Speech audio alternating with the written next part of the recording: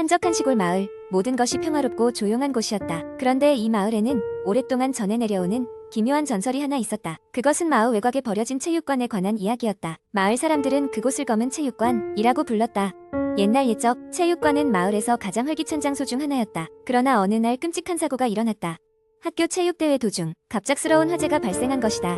많은 학생들이 대피했지만 당시 인기 많고 성적도 우수했던 한 여학생이 그만 연기 속에서 길을 잃고 말았다.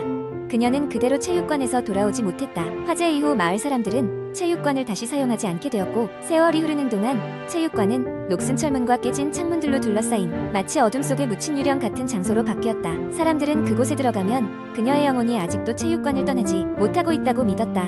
한밤중에 그 근처를 지나가면 누군가의 발자국 소리와 함께 도와줘 라는 흐느끼는 소리가 들린다는 소문이 마을에 돌았다. 사람들은 그 소리가 불타는 체육관에 갇혀 빠져나오지 못한 그 여학생의 영혼이라고 말했다.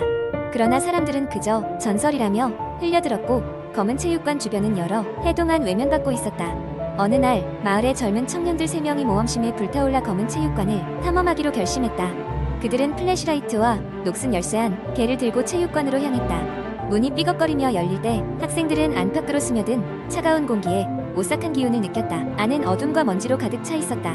그들은 발자국을 내디딜 때마다 먼지가 바닥에서 일어나 보유했다. 그녀가 있었다는 자리는 아직까지 희미한 불꽃의 흔적이 남아있었고, 그 주위로는 마치 누군가가 무엇을 써놓았던 것처럼 바닥에 긁힌 자국들이 있었다.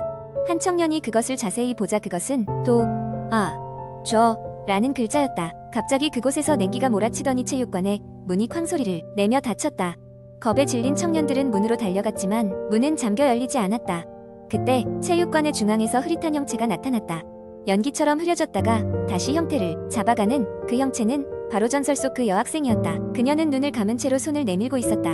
그녀의 입은 미동 없이 움직이지 않았으나 청년들의 귀에는 분명히 울부짖는 소리가 들려왔다. 제발 도와줘. 그 순간 플래시라이트가 꺼지며 체육관 안은 완전한 어둠에 감싸였다. 혼돈에 빠진 청년들은 나무렇게나 소리 지르며 문을 두드렸다. 그러던 중 한 청년이 용기를 내어 그녀에게 다가갔다. 그는 떨리는 목소리로 말했다. 우리가 당신을 도와줄게요. 순간 안개 같은 그녀의 형체는 사라졌고 체육관의 문은 다시 열렸다. 밖으로 뛰쳐나온 청년들은 한동안 아무 말도 할 수 없었다.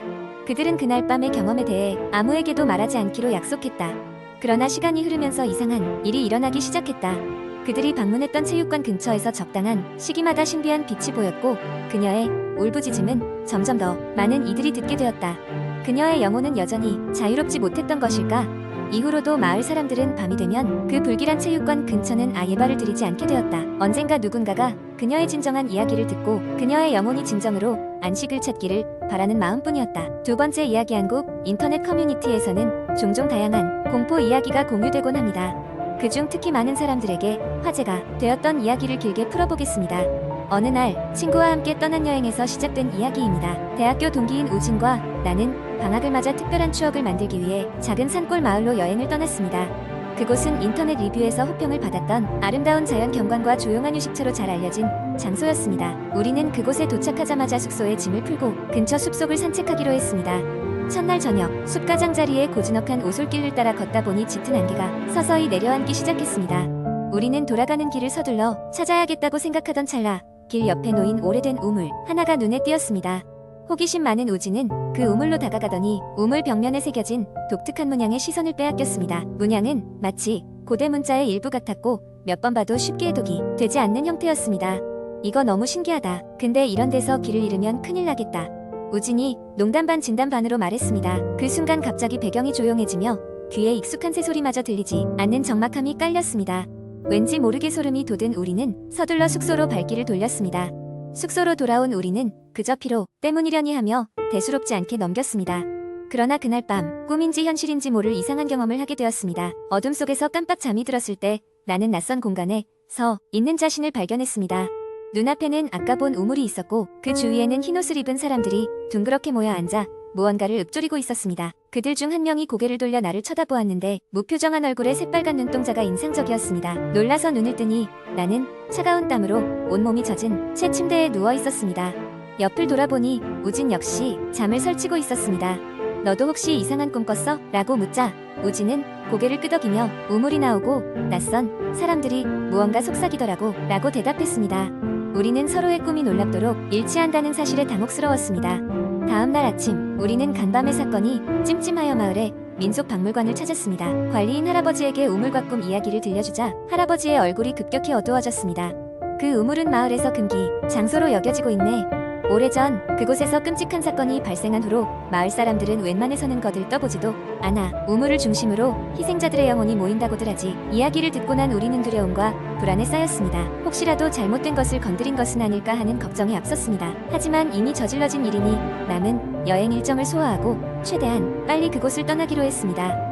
우연한 호기심이 우리의 여행을 어떻게 바꾸고 말았는지 되새기며 우리는 그날로 그 마을을 떠났습니다. 몇 달 후 문득 우진에게서 연락이 왔습니다. 그 역시 나와 같은 꿈을 종종 꾸며 홀로 우물을 찾아가던 얼굴 없는 사람들의 행렬을 자주 본다는 것이었습니다. 그날 이후로 뒤숭숭해 우진의 음성이 몹시 침울하게 들렸습니다. 나 역시 비슷한 경험을 해오고 있었지만 그 누구에게도 말하지 못했던 터라 우진의 말을 듣고 나니 등골이 서늘해졌습니다. 혹시 아무도 모르게 그들에게 무언가 빚을 진 것은 아닐까? 라는 생각이 머리를 떠나지 않았습니다.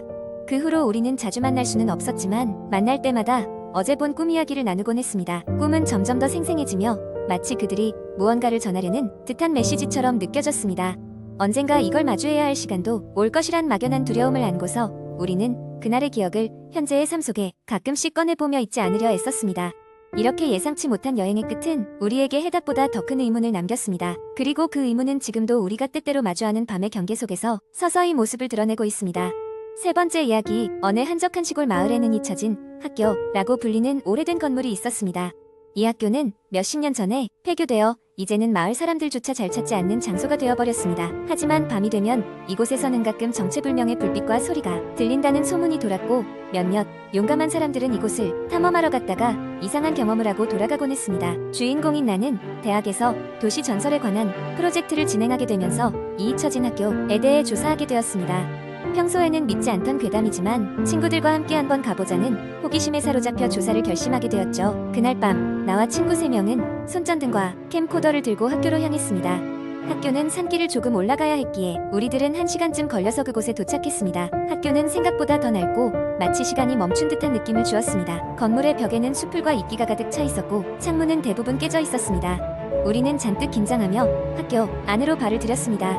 우리가 처음 들어간 곳은 1층의 교무실이었습니다. 오래된 책상들과 사물함들이 여기저기 어지럽혀져 있었고 먼지가 가득했습니다. 친구 중 하나가 사물함을 열어보다가 오래된 앨범을 발견했습니다. 앨범은 사진들로 가득했지만 이상하게도 얼굴들이 모두 지워져 있었습니다. 순간 으스스한 기분이 들어 앨범을 닫았습니다. 다음으로 우리는 2층으로 올라갔습니다. 복도는 어둡고 창문 틈새로 들어오는 달빛만이 유일한 빛이었습니다. 그러다 갑자기 어디선가 노래 소리가 들려왔습니다. 처음에는 바람소리인가 했지만 분명히 어린아이들이 부르는 듯한 노래 소리였습니다. 우리는 그 소리를 따라 발걸음을 옮겼습니다. 노래 소리는 점점 커졌고 우리들은 음악실에 도착했습니다. 음악실에는 아무도 없었지만 오래된 피아노가 하나 있었습니다. 친구 중 피아노를 조금 칠 줄 아는 애가 피아노 앞에 앉아 키를 눌러보았습니다. 그런데 분명 아무리 눌러도 소리가 나지 않던 피아노에서 갑자기 그 아이가 앉은 순간 아이들이 부르던 그 노래가 피아노에서 흘러나왔습니다. 우리 모두는 깜짝 놀라 서로의 얼굴을 쳐다보았습니다. 그러다 갑자기 문이 쾅 하고 닫히는 바람에 우리는 비명을 지르며 음악실을 빠져나왔습니다. 너무나도 놀란 우리는 학교를 나가기로 결정하고 급히 출구 쪽으로 달렸습니다. 그런데 이상하게도 복도가 끝이 보이지 않는 듯 길게 이어졌습니다. 몇 분 동안을 미친 듯이 뛰었지만 끝이 없었습니다. 놀라고 지친 우리는 잠시 멈춰 서서 서로를 바라보았습니다. 그리고 누군가 도와주세요라고 속삭이는 소리를 들었습니다. 그 소리는 분명히 뒤에서 들렸는데 아무것도 보이지 않았습니다. 결국 우리는 무작정 한 방향으로 계속 달리기 시작했고 다행히도 학교 입구로 빠져나올 수 있었습니다. 밖으로 나와보니 이미 새벽이 되어가고 있었고 우리는 지친 상태로 집으로 돌아갔습니다. 그 일을 경험한 이후 우리는 다시는 그 잊혀진 학교에 대해 이야기하지 않기로 서로 약속했습니다. 이후로도 그 학교에 대한 소문은 끊이지 않았습니다. 그곳에서 무슨 일이 있었는지 그날의 환청이 무엇이었는지는 여전히 미스터리로 남아있습니다. 혹여라도 그곳을 탐험하려는 사람들에게 우리는 항상 조심하라고 경고합니다. 왜냐하면 우리가 겪은 일이 진짜였고 여전히 그곳 어딘가에는 설명할 수 없는 무언가가 존재하고 있을지 모르기 때문입니다.